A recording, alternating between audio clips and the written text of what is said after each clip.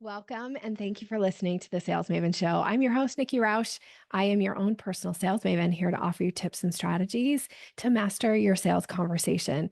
Today, we're going to be talking about how to attract the right clients by repelling the wrong ones.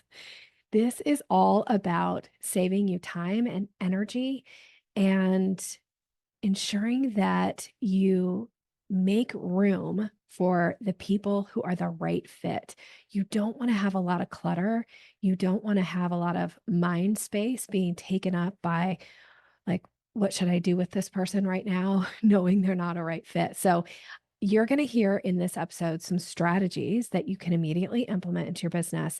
And then I'm going to close the episode with a couple scripts of how to respectfully decline. You may have heard versions of these before in past episodes, but if this is something that you struggle to do, make sure you listen till the end so that you get these scripts and you've got them kind of in your back pocket for when you find yourself in these situations. Okay, so let's dig into some key strategies that you can use to, again, attract the right clients by repelling the wrong ones. So, really, this is about repelling. So, the first and foremost is you want to set clear expectations through your messaging. So, that means on your sales page, in your marketing materials, your promo sequences, stuff that you're posting on social media, making sure that you're identifying who the offer is for. And if you're not doing this, this may be something for you to take a look at. So when I talk about this, one of the ways that I do this, and I encourage my clients to do this as well, is when you have a sales page, for instance, you might need a little section in that sales page that says, this program is for you when bullet point, bullet point, bullet point. So this is, I'm giving a menu. I know I've talked about this in many podcast episodes, giving a menu. And it doesn't mean that it has to be like every bullet point means that if they don't match all of those bullet points, they're not a good fit. Like we're not trying to, the people that you want to work with, we're not trying to repel them. It's just the people who are just not a good fit. And so when you do this through your messaging, when you can set these clear expectations, again, you free up time and energy and mental space for you because you don't find yourself in these conversations. They will self identify and go, oh, this program's not for me, or this offer isn't for me. So I don't need to, ask a question about it or engage with them or show up for some freebie that they're offering to move people into whatever the offer is, right? Like we don't want those people who aren't right fits. And it also gets into your mindset, which is such a critical thing of like keeping those strong boundaries so that you don't have the derail your mindset of like, nobody wants to work with me. Nobody wants this program. Nobody wants this offer, which is not true. We just want to set some clear expectations through messaging to help minimize us getting into conversations with the wrong people. Okay. So that's the first one. The second one is about pre-qualifying your prospects with some type of a screening process. So I recommend this only when you find yourself getting in a lot of like sales consult calls or discovery calls with these are not a good fit. As a matter of fact, I really believe that you should be closing 75% or more of your consult calls. And if you're not closing 75% or more of your consult calls, there's some things you want to look at. First, am I getting on calls with people who are the wrong fit? And how can I minimize or eliminate that happening? And then two, do I feel like I'm having conversations with people who are the right fit, but I'm not closing them? So that means there's something about your process or something about your skill set that needs to be elevated there. But again, this episode is focusing on who are the wrong people. So if you are, in fact, getting into consult calls, discovery calls with people that are just not the right fit, and you identify them pretty early on in the conversation, or not even early on, but at some point you realize, like, this is not the right client for me, you might want to implement some kind of a pre-screening. And that is just maybe a really short questionnaire that you could put in place that they have to answer these questions before they can actually book that call with you. So if you're using a calendar link or something like that, you can put some questions in there. Now, like consumer protection here for your own mind and for your business. Do not have a questionnaire that takes somebody more than 5 minutes to fill out. If it takes somebody more than 5 minutes to fill out, even if they're the right client, they're probably not going to spend the time to do it. So it's not good business, in my opinion, to have pre-screenings that require somebody to spend a bunch of time and energy and give you very revealing answers to things that you haven't really built a rapport with them yet, that they're going to feel comfortable answering. So a short questionnaire. And one of the main questions that I recommend when you do implement a questionnaire, because you're getting on calls with the wrong people, is to talk about pricing, especially if you're one of those people who still refuses to put pricing on your website. Now, if you've listened to me for any amount of time, you know that this is I always call this like a soapbox issue for me. Like I get on my soapbox and it's hard for me to get off. I do think you should have pricing on your website, but if you are anti-pricing on your website, or not quite there yet, or just downright refuse, then this is a place in this pre-screening where you can give a range of pricing that will help those wrong people self-identify they're not the right fit. And then they won't waste your time and energy and mental space by getting on calls with you or doing reach outs with you. It's so great when people can self-identify and you don't have to be the bad person in the situation. You don't have to be the person who's declining working with somebody or whatever. So one of the ways that I recommend from a question standpoint, so this is a little bit of a script here for you, is you give a range about what your prices are. And now if you have exact prices, you can put those. Please do not put prices start at. That is a mistake. You are anchoring a low price, and that's not what you want to do. So we're going to say the prices typically range between X and Y. I don't actually care what the X and the Y are. I just care that you put a range. You want to have a bottom range and a top range, because chances are they're going to fall somewhere in the middle or maybe even to the higher, but you've anchored that higher price versus anchoring the lower price. They'll be disappointed if you just say prices start at and then you quote them a higher price. But if you give them a range like this, now the people who aren't even willing to pay the low range, they don't waste your time by getting on calls. They don't reach out to you. They have now self-identified, oh my gosh, I would never spend that for this person's services, or I can't afford that for their services. Either of those are fine, but we don't want to spend time and energy and mental space having to have those conversations with people. So this is why you get a bottom range and a top range. The top range is it helps anchor that higher price. So when you quote something lower, people are typically delighted. Okay, so back to script language here. Our prices typically range between X and Y. Then you want to ask another question in your questionnaire, which is, what are you looking to invest? Or what are you planning to invest?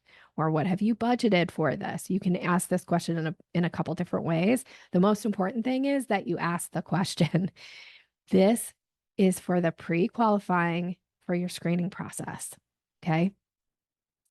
Okay.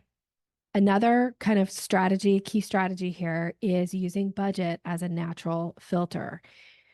So if the prospect is outside of your range, right? Like they're not willing to spend that, then it's an opportunity for you to bless and release. Okay. And it doesn't have to be personal. You don't have to feel bad about doing it. What you're doing is actually freeing this person up to go find the right solution for them. And it doesn't mean, even when you decline working with somebody, it doesn't mean that you have to actually find them an alternative. I find a lot of times people get stuck in that thinking like, oh, because I'm not willing to work with this person or they're not a good fit for my business, somehow it's now my responsibility to find them a solution. And that is just not true. So here's what I would say on a call. So here's a script for you. If I've identified through our consult call, the discovery call with this person, that they're just not a good fit, if at any point I identify, I don't care if I'm a minute into the conversation or if I'm 25 minutes into the conversation, I am going to use this language, because there's no point wasting their time and my time for somebody who is the wrong client. So I might say, based on what you've shared, and what's important to you, and specifically what you're looking to accomplish, I get a sense that what I offer isn't the right next step for you. So I'm going to respectfully decline continuing this conversation to avoid wasting your time. It was so nice to meet you. I wish you continued success in all you're doing. And then I bring the conversation to a close. Now, again, when you say it like this, most people are like, oh, thank you so much for letting me know and not wasting my time. So you want to soften your voice a little bit. You say it in a really kind way, and then you bless and release. You move on and you let them move on, which again, so important. You're not taking up time, energy, and mental space with the people who are just not the right fit for your business. Okay. And then it's also important when we're thinking about pricing. This kind of is a fourth strategy, but they all really work together. So, just from a clarity standpoint, think about being transparent with your pricing. So, I know I mentioned this in one of the earlier strategies about like, there's a reason that I recommend people put pricing on their website. And it is so important that if somebody is going to come and go to your website and be searching for pricing and they can't find it, you kind of have a reaction, like one of two types of reactions typically. Either that person gets annoyed that they can't find pricing and or they assume that your prices are way higher than they are. And so then they don't ever give you the chance to like earn their business because they think, oh, I can't afford this person. They don't put pricing on their website. So this isn't a like, it doesn't show you as a premium, it shows you as an inconvenience. It can be so frustrating to go to somebody's website, want to identify, be able to self identify, is this somebody I should even schedule a consult call with, not be able to find any kind of pricing, and then be left feeling like, oh, do I want to risk being embarrassed and vulnerable by getting on a call with somebody and I'm thinking, gosh, I'm willing to spend 10,000 and their program is 40,000 and now I'm embarrassed. Most people won't put themselves in that situation. So even though I know a lot of coaches tell you don't put pricing on your website, they're telling you that for your benefit. But frankly, sales isn't about you. It's about the prospect, and you have to do things that are for their benefit. So be transparent when possible. I don't mean you have to have every price. It doesn't have to be specific. You can have the range that I mentioned in your pre-qualifying screening. Same thing works on your website, but being transparent is so important. And I probably shared this story on the podcast before, but I had a client many, many years ago who was adamant because she had worked with a business coach who was very high profile, who had had a lot of success in her business, and told her, don't put pricing on your website. So as soon as she starts hiring me as her sales coach, I'm telling her, you need some pricing on your website. You are running the risk of people not hiring you. And she was like, nope, I'm not going to do it because my business coach doesn't do it. And so I'm sticking to my guns. And I was like, that's fine. That's her choice, right? Like as a sales coach, nothing for me, everything for me, I actually is optional. Like I'm going to give you advice. I'm going to give you what I know works. And if you choose to go in another direction, I'm not going to be offended. I'm just going to move on and try to advise you in ways that I know will help and that you will take in. So in this particular case, she chose not to. And then fast forward, I was actually teaching a live masterclass. This was quite a few years ago where I taught these master classes live and in person in the Seattle area. So you come and you would spend a whole day, and we were talking about pricing. It was part of the conversation of the masterclass, part of the teaching. And one of the women in the room, very, it was almost like she was timidly raising her hand. And she shared kind of what I had shared with you. She said, Nikki, when I go to somebody's website and they don't have pricing on their website, and I have to call and ask for pricing, it immediately puts me on the defensive because I feel embarrassed and I feel like I'm being cheap by having to ask about pricing. And I was like, yes, this is one of the reasons, like, you don't want to alienate clients. This is so important.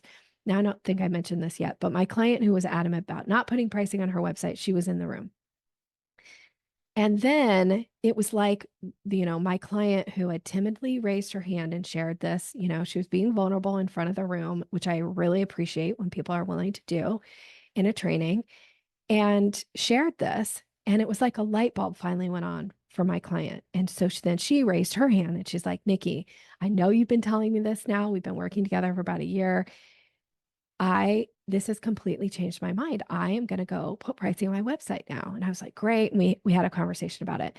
Then at the break, one of the other participants in the room came up to me, pulled me aside, and she was like, Nikki, I am so glad that so and so, my client who is now going to commit to putting pricing on her website, I'm so glad that she finally got it.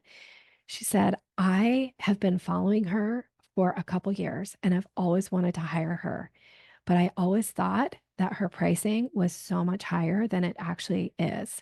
And it wasn't until one of my friends hired her and actually told me what she paid her that gave me the confidence to go and hire her. But I was too embarrassed to tell her that she needed to put pricing on her website and that it actually postponed me hiring her for more than a year. And I was like, yes, this is why. Like, these are the reasons that I continuously talk about this. So be transparent. That's the whole point of this kind of story here. All right. So let's go through really quickly. Benefits of repelling the wrong clients. It reduces those tire kickers. I know I've talked about tire kickers before. As a matter of fact, I did an episode not too long ago, episode 247, which is how to handle tire kickers, turn indecisive prospects into committed clients. We don't want to get on calls with tire kickers. We don't want people who are like, I'm just wanting to pick your brain a little bit and, find out about your program, but I'm not willing to invest in it. If they know up front the idea about what kind of pricing, what's involved, who this program is for, this program is for you when, it helps them self-identify so they're not wasting your time and energy. Now, you want to make sure that you're attracting the right people and leaving time in your calendar and in your mental space to have the calls with the people who are the right fit so you can be creative about how to earn their business. And as a matter of fact, I have an episode coming out shortly where I'm going to be talking about like how to actually close those stragglers, right? But if you're so overloaded with people who are the wrong fit and some of the right fit clients too, it just like you can't be your best in those moments, right? Sometimes we got to clear the field. And that's why we want to repel these wrong people as quickly as possible. All right, I have one more script that I want to offer to you before we bring this episode to a close. And this is for, let's say that you find yourself in a situation where you have a discovery call, consult call with somebody, and you agree to put together a proposal for them. And then after you get off the call, upon further reflection, you start to go, oh, there were a lot of red flags here. I don't think this person actually is the right fit, but I told them I was going to send them a proposal. I want to follow through, right? I want to keep to my commitments. What do I do? So here's a script for you when you want to decline offering any kind of a follow-up or a proposal or a next step with somebody after the call has ended. I already gave you a script for when you're actually on the call. But here is a script. I actually had a client ask for this yesterday. So I already had this written out before I recorded this podcast episode for another client, which is here's kind of a version of what you would put in the email. You might say, now, again, you're going to have an opener and, build some rapport a little bit in that email. But here's kind of the crux of what you would put from a messaging standpoint. After reviewing the notes from our call and thinking about what you're wanting to accomplish, I don't feel like what I offer is the right next step for you. So I'm going to respectfully decline offering a proposal to avoid wasting your time. I wish you continued success, and I'm sure you'll find what you're looking for. Take care. That's all you need to say. It's nice, it's kind, and it's a bless and release. Get those people off of your plate. Don't spend time putting a proposal together that, depending on, I have clients that take hours, I have clients that take days to put together proposals. Like, don't eat up that time if you already know this is not the right client. I need to repel them. So this is a nice way of repelling. All right. I hope you found this episode helpful. I hope you will continue to use it, what we have talked about here today. And you can find ways to open up your schedule, open up your mindset, Open up your time, energy, all of that by making room by repelling the wrong people. I am wishing you continued success in all you're doing. Thank you so much for listening. If you like this episode or you love this episode or you found it very helpful, please share it. Please comment on social media. Please leave a review. All of those things are greatly appreciated and they make a huge difference to me and to other people finding the podcast. So, all right, take care. Have a great rest of your day. We'll be back together soon.